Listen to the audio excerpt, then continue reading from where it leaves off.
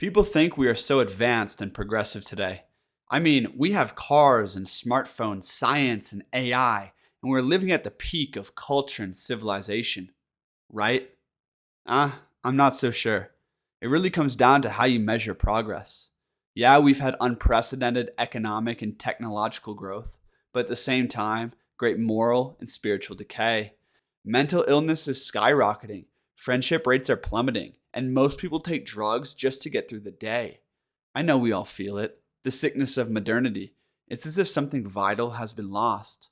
Friedrich Nietzsche, perhaps the most prolific philosopher in the past 200 years, commented on this extensively. He warned that the West had been declining for some time under the guise of progress, and that soon the spiritual disease of nihilism would infect everything. Quote, "Humanity does not represent a development for the better.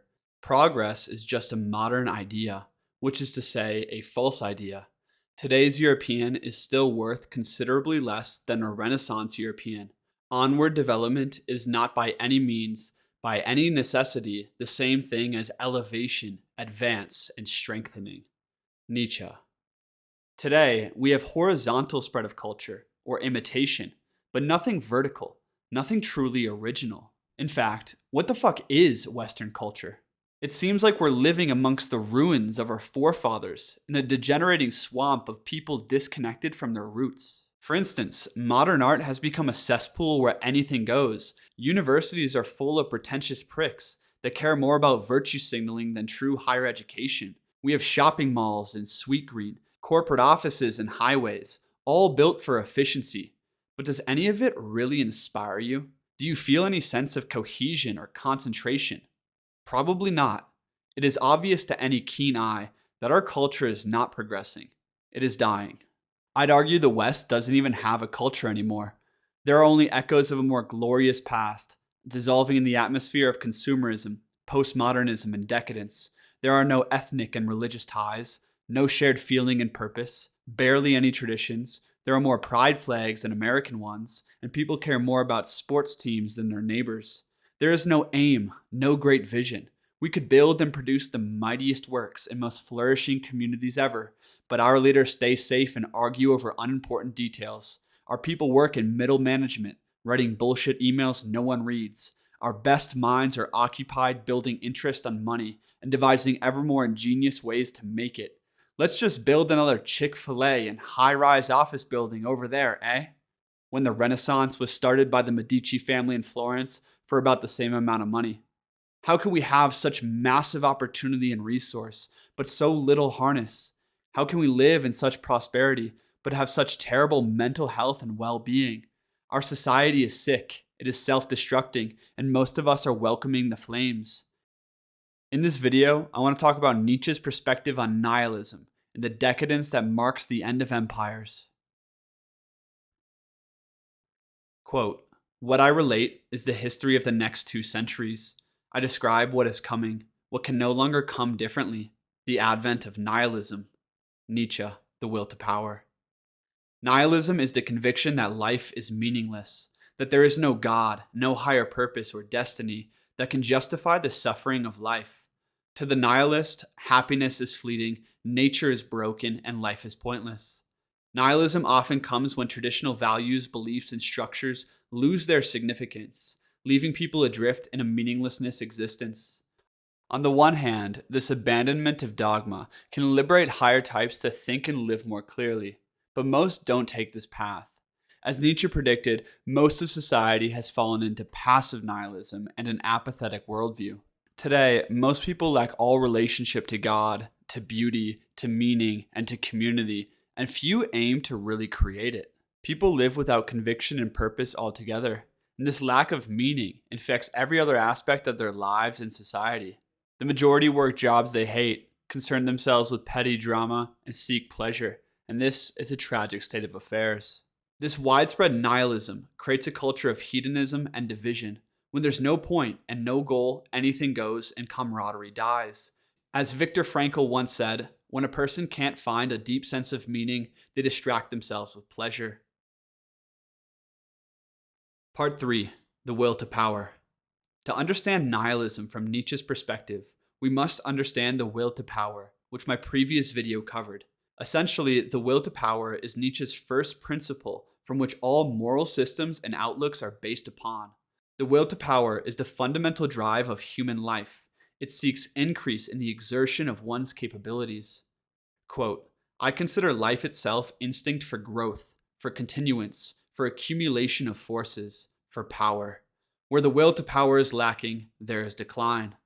Nietzsche. Nihilism is the negation of the will to power. This is a key idea that we're going to keep circling back to. Where the will to power is alive and well, life is healthy. As we saw in ancient Greece, people adopt moral systems that center around excellence and growth, on individual greatness and profound liberty. But where the will to power is weak, aka in sick and captive populations, people adopt more nihilistic outlooks. They no longer aspire to worthy goals or become stronger in their pursuit. Hence, these people start to wither. When the spirit and body are tired, people begin to avoid challenge and ambition altogether. They start to resent suffering, resent the world, and resent the strong, and their morality becomes a soft one. Quote, my assertion is that the values in which mankind at present summarizes its highest ideal are decadence values. I call an animal, a species, an individual depraved when it loses its instincts, when it chooses, when it prefers what is harmful to it. Nietzsche. And that brings us to part 4, decadence. I think the term decadence here is key in understanding Nietzsche's diagnosis of modernity.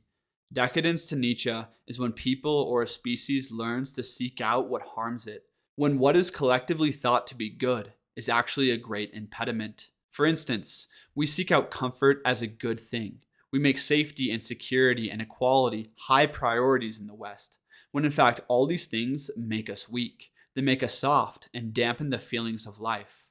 You cannot pursue equality as a people and also promote excellence, because excellence is inherently unequal. You cannot value safety and hope to raise courageous sons. You cannot stay in comfort if you wish to grow stronger. Safety, comfort, equality, and other such values all oppose the will to power. They weaken the feelings of life. Hence, they were seen as great dangers to the ancient Greek aristocrats, along with most noble peoples across time.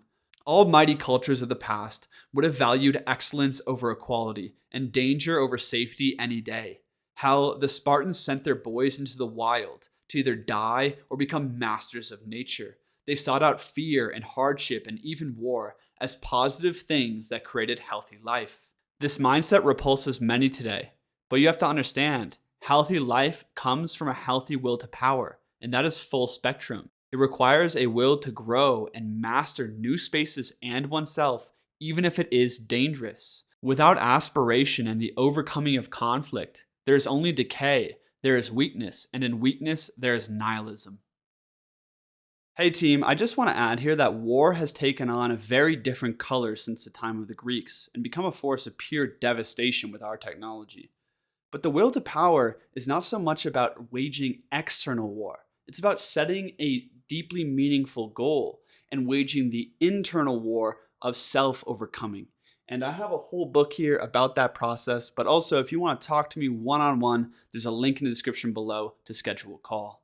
Moving on. Quote, the question whether not to be is better than to be is itself a disease, a sign of decline. The nihilistic movement is the expression of physiological decadence. Today, 70% of America is overweight. They are soft and weak and very few work out. Very recently, our commercials and media almost exclusively promote the out-of-shape person because it's more inclusive. Physical degeneration and illness is at an all-time high. And Nietzsche's insight here was, how could anyone have strong values and morals if they have weak bodies? When someone's hormone balance and testosterone are off, their feelings towards life radically change. They tend to seek release rather than triumph. This is what Nietzsche saw. When you lack vitality and wildness in the flesh, it's nearly impossible to have vitality in the spirit. You will create moral systems and virtues that affirm weakness instead of strength. Nietzsche was in a unique position in order to discern this. He suffered terrible bouts of chronic illness and nihilism, followed by brief periods of flourishing. I think this contrast gave him the lens to perceive different types of thought and desire. that arise from different conditions of life. He was a master at discerning what is healthy versus what is disguised sickness, what is ascending versus what is descending. And I think as a whole, that is what a philosopher does. They gain the knowledge of what is robust and healthy so that they can become a doctor or a physician for a sick culture. And Nietzsche, following in the footsteps of great Renaissance leaders, studied the healthiest culture of all time in order to gain this understanding. Part 5. Healthy Life in Ancient Greece. Athens, Sparta, Ephesus, and all the great city-states of ancient Greece were about the size of a small town by today's standards. They were populated by monstrous men that were more beautiful and barbaric than we could imagine. They prized physical excellence, liberty, and good breeding above all. The Greeks were constantly at war with each other, but on the side, somehow produced the most rapid and vertical growth in culture ever seen. These small towns did more for philosophy, art, architecture, science, and everything else than any other people in the past 2,000 years. How? Why? Why is our culture so mediocre compared to the rampant mill of genius that was ancient Greece? Well, as Nietzsche pointed out, I think it comes down to physiology and one's orientation in life. The Greeks were a heroic people that adopted a noble morality. All their myths promoted ideas like heroic suffering, self-overcoming, and victory. They didn't shy away from tragedy or hardship like we do today, but affirmed the wild and difficult nature of existence. Things like ambition, manliness, war, and competition were all venerated as sacred. And the Greeks, like all of our pagan ancestors, lived in touch with their wild passions. What was seen as good were those things that increased the feelings of life, the will to power. This vitalism is the antidote to the sickness of nihilism. As Nietzsche pointed out, the nihilism of today is the negation of the will to power. It comes from exhaustion and the promotion of weakness. Quote, "What is good? All that heightens the feeling of power, the will to power, power itself in man. What is bad? All that proceeds from weakness. What is happiness? The feeling that power increases, that a resistance is overcome." Nietzsche. We are an exhausted culture, full of tired people. We are a civilization in steep decline, at the end of its life cycle. We lack the youthfulness and purity of ambition that characterized early Greece, Rome, and 18th century America. Think of your most vital and youthful seasons of life. These are inherently anti-nihilistic. In fact, the more energetic and ambitious you are, the less nihilistic in general. You've never seen a 5-year-old questioning the meaning of life while building his fort. It is self-evident to him. Exploration, experience, creation, and challenge. And that is what the will to power primarily seeks. Open spaces to conquer. Challenges that are worthy and glorious. And when people fail to find these, because of captivity or weakness or other reasons, they will fall into nihilism and hedonism. And that brings us to part 6, the path of pleasure or becoming. Quote, "Brave and creative men never make pleasure and pain ultimate questions. They are secondary conditions. Both of them must be desired when one will attain to something. It is a sign of fatigue and illness in these metaphysicians and religious men that they should press questions of pleasure and pain into the foreground." Nietzsche. The whole antidote to nihilism is the engagement with the will to power, aka setting goals, achieving things that inspire you, and becoming more free and vital in that process. To deny the will to power is to become Nietzsche's last man, the type of man who no longer aims beyond himself. The last man drifts through life and values experiences based off whether they're painful or pleasurable. Today we're really at a crossroads. Will you remain a nihilistic bug or become a hero? Lofty aspirations and action is essential. Like the ancient Greeks, we must learn to value experiences on whether they increase the feelings of life, the energy of life, and not based on whether they're painful or pleasurable. For those who are feeling stuck, unsure, or even nihilistic watching this video, here's the great secret. Meaning and power are intertwined. They go together, just as weakness and nihilism do.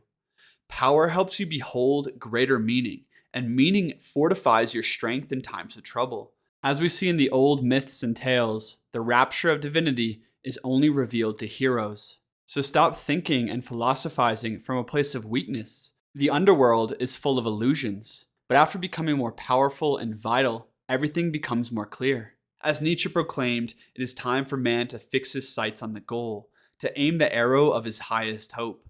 Aspiration has a spiritual power, it is what moves man upward towards the divine. As individuals and as a society, the time has come to set our aim and to become arrows flying into the sun once more. It is only through reviving the will to power that we can dispel nihilism and become champions of a new age. Hey, Wisdom Warriors, thanks for watching. If you want access to an exclusive community and podcast for revolutionary thinkers, I encourage you to head over to our school community, which is free forever if you join this month. Also, there's a second link in the description to schedule a one-on-one call with me. Thanks for being here, my friends. The movement is just beginning. And if you want to watch more content on Nietzsche, here's a playlist for you. Peace.